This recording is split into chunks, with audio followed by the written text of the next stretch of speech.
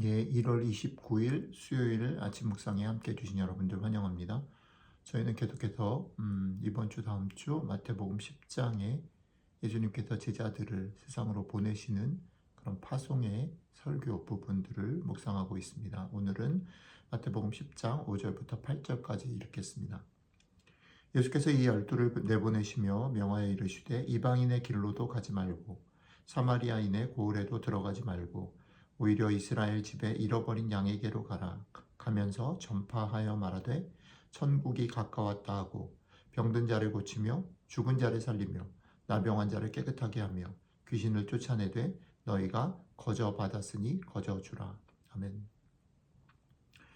저희는 월요일 날 예수님께서 왜 제자들을 그렇게 세상으로 보내시고 제자들을 세우셨는가에 대한 이유들을 예수님의 그런 모습들, 사역들, 예수님의 심정을 통해서 살펴봤고요.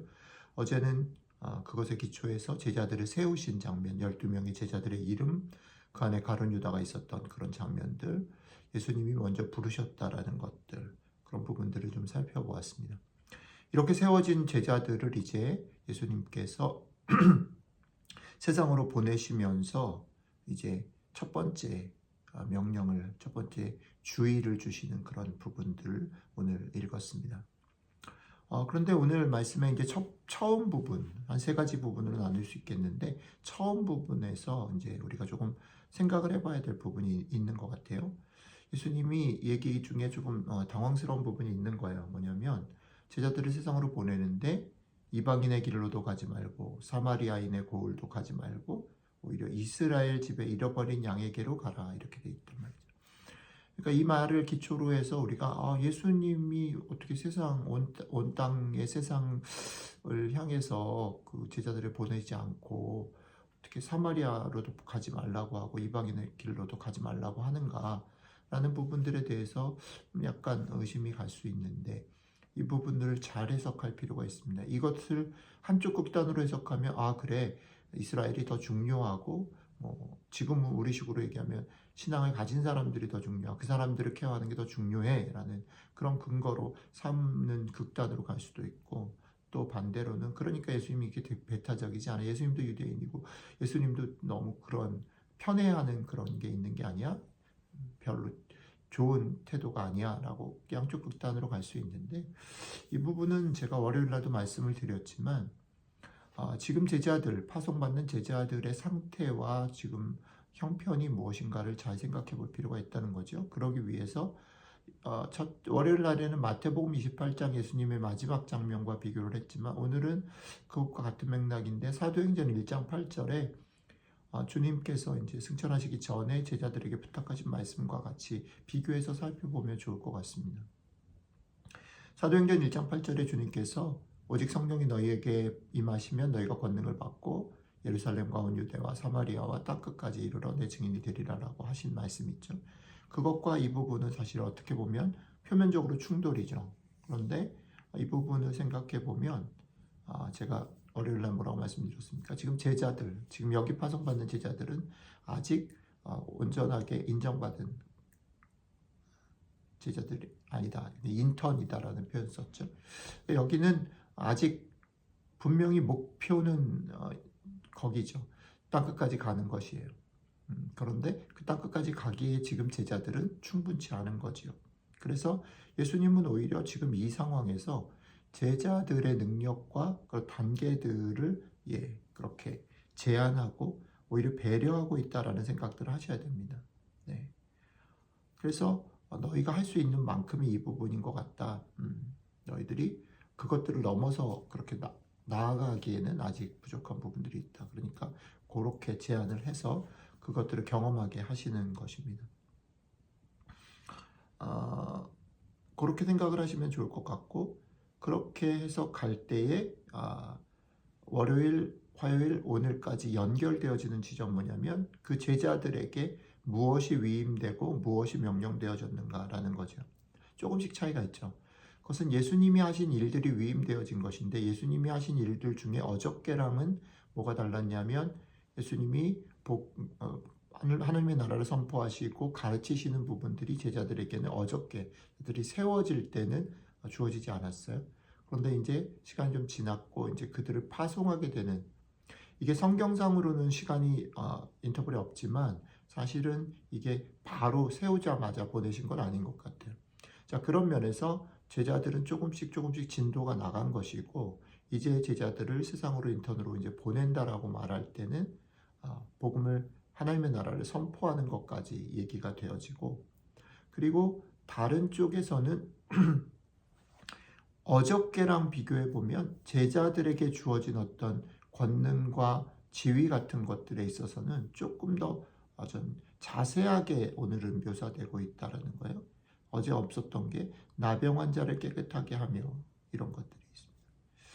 죽은 자를 살리며 이런 것들이 있습니다. 이게 좀 디테일한 그런 부분들이 첨가되었어요. 전체적인 맥락에서는 같은 거죠. 주님이 하시는데 그럼에도 불구하고 손이 부족한 어떤 더 마음에 안타까운 마음들, 그것들을 위해서 부름받은 제자들, 그들을 이제 실제로 실습을 보내는 그런 장면인 거죠.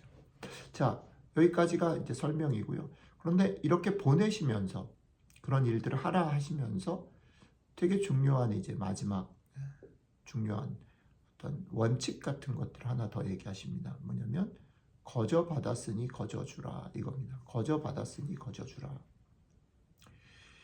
이 부분은 사실 이 전도하러 나갔다 돌아온 제자들의 그런 어떤 반응들에서도 이제 나오게 되는데, 제자들이 너무 신난 거예요. 그죠? 가서 말을 하니까 귀신이 땅에 떨어지는 것도 봤습니다. 그죠?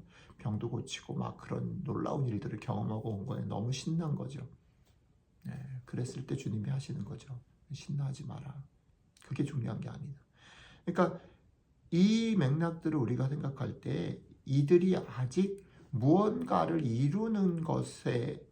이루도록 그 일을 협조하기 위한 일꾼들로 부른 것이 아니고, 이들은 배우는 자로 불렀다. 그들이 그 경험 속에서 알아가야 하는 것들이 더 많다. 이 부분 첫째 날 얘기했더니 오늘 부분에서는 보면 거저 받았으니라는 거죠. 이게 그들의 조건과 자격과 그들의 능력이 아니라는 거예요. 그런데 왜 이걸 강조하시냐면 제자들이 오해한 것처럼 우리들도 오해할 수 있다는 거죠. 하나님은 우리에게 어떤 일들, 하나님 나라를 위해서 우리가 섬긴다고 할 때 능력을 주시기도 하고, 때로는 은사를 주시기도 하고, 어떤 그런 지위를, 자격을 부여해 주시는 거예요.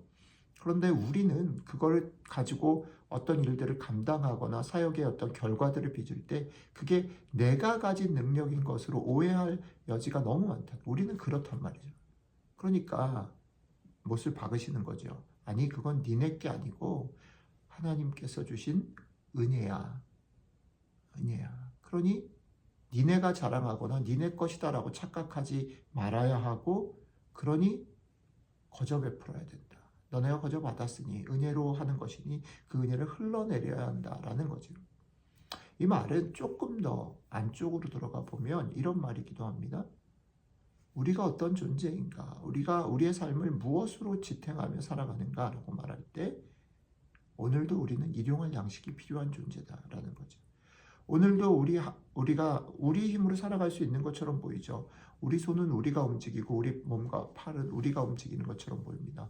우리가 계획하고 살아왔던 것들 내가 할 수 있다 생각합니다. 그러나 그게 잘못됐고 그걸 열심히 하지 말라는 말이 아니라 그 모든 것을 주관하시는 하나님의 은혜가 일용할 양식이 우리를 우리 되게 한다라는 것을 잊지 말아라.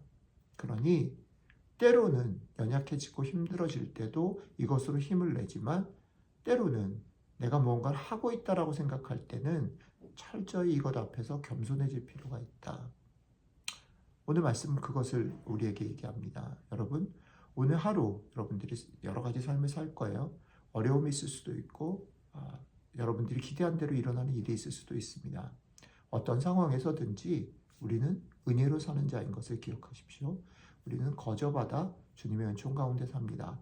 그러니 너무 교만하지도 너무 물러서지도 않으시고 당당하게, 그러나 겸손하게 오늘 하루를 거저받았으니 거저 주는 마음으로 살아가시는 여러분들과 제가 되기를 주님의 이름으로 축복합니다. 기도하겠습니다. 예, 주님, 그렇습니다. 저희들은 저희들의 삶에 벌어지는 일들 때문에 조금만 괜찮으면 마치 내가 한 것처럼 우쭐하다가 또 조금만 인정의 소리가 없어질 때에, 조금만 막힐 때에, 조금만 더디될 때에 바로 낙심하는 그런 사람들인 것을 주님 아시고 거저받았으니 거저주라 말씀하셔서 감사합니다. 오늘도 주님이 주시는 일용할 양식을 의지해서 하루를 살아갑니다. 거저받았으니 거저주는 마음으로, 내 것이 아닌 마음으로, 때로는 용기를 내서 때로는 겸손하게 살아가는 저희들 되게 도와주십시오. 감사드리며 우리 주 예수님 이름으로 기도드렸습니다. 아멘.